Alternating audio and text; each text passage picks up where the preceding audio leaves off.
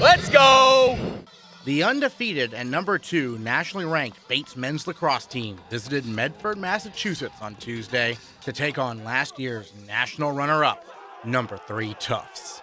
And like most Bates-Tufts showdowns in recent years, this one turned into a thriller. 1, 2, 3, family! Let's go! The Bobcats set the tone early with 9 goals in the first quarter. 5 from number 23 in Garnet, senior captain Charlie Fay. I think it really helps Charlie's mentality.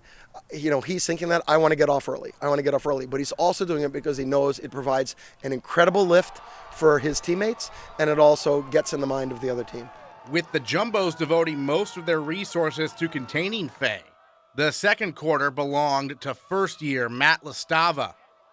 After tallying 2 goals in the first quarter, number 45 in Garnet scored 3 of the Bobcats' 4 goals in the second. Just the offense as a whole was working really well. I just happened to find myself at the back end of great ball movement and seeing the defense rotate and just catching the ball and seeing that it's just me and the goalie. A pretty great job description in your first year of collegiate lacrosse is being the lefty finisher with Charlie Fay and Andrew Melvin as the other 2 guys. So they have a lot to do with it. And as we've said before, you've got to put your third defenseman on somebody.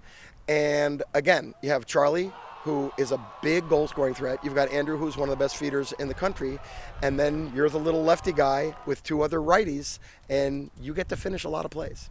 That little lefty guy may only stand at 5'6", but his career-high 6 goals create a tall order for the Jumbos, with number 35 in Garnet, Andrew Melvin, assisting on 3 of them.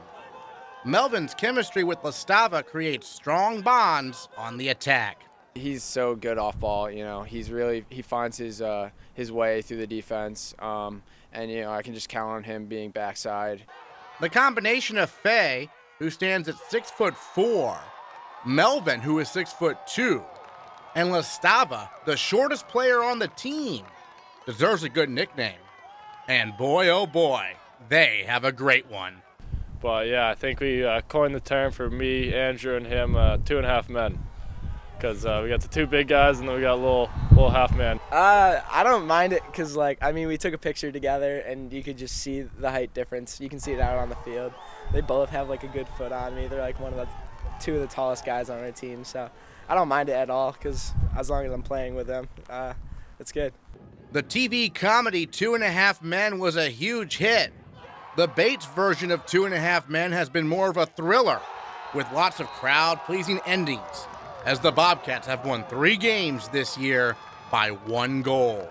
It sounds like the stupidest thing a coach could say, but the way you learn how to win 1-goal games is by winning 1-goal games. Tuesday's game against the Jumbos was no different. Bates led by as many as 7 goals in the second half. But the Jumbos made a big run, cutting the Bobcat lead to 1 with 2:57 to go in the game. With 27.8 seconds left, Tufts had one last chance, and all the 2.5 Men on attack could do was watch from midfield. Very stressful because knowing that the destiny's not really in my hands, but it's great to know that our defense can lock it down at the most important time of the game. And lock it down is exactly what they did.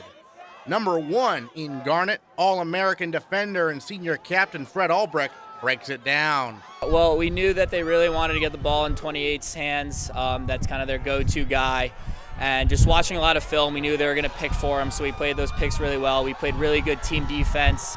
It was a very exciting last possession. It was nice to not even allow them to have a shot to have our goalie make a save, but it was awesome to hold them there. Did I mention that 2.5 Men was a huge hit? Well, the Bobcats were a huge hit Tuesday night at Tufts, with Bates fans making their presence felt throughout the game. Unbelievable. It was like a home game. So many Bates alumni, family, friends, especially for me because I live so close by. I had a lot of support there, which was awesome, but we just love it. The 19-18 victory moves Bates' record to 11-0 on the season, with a chance to break the program record for wins in one year this Saturday at Connecticut College. The Bobcats are the only remaining undefeated team in Division III men's lacrosse. Pretty good for a team that went 4-9 when Fay and Melvin were first years. Yeah, it's pretty amazing. I mean, it's kind of unreal, especially the way the season's going so far, 11-0. I mean, this whole season's been unreal, but each one of those Tufts games is better than the next, so hopefully we get to see them again and play on the Nescaks. Whether a player on this year's Bobcats is 5'6", 6'4", or somewhere in between, there's no doubt about one thing. They're helping take the program to new heights. For Bates Athletics, I'm Aaron Morse.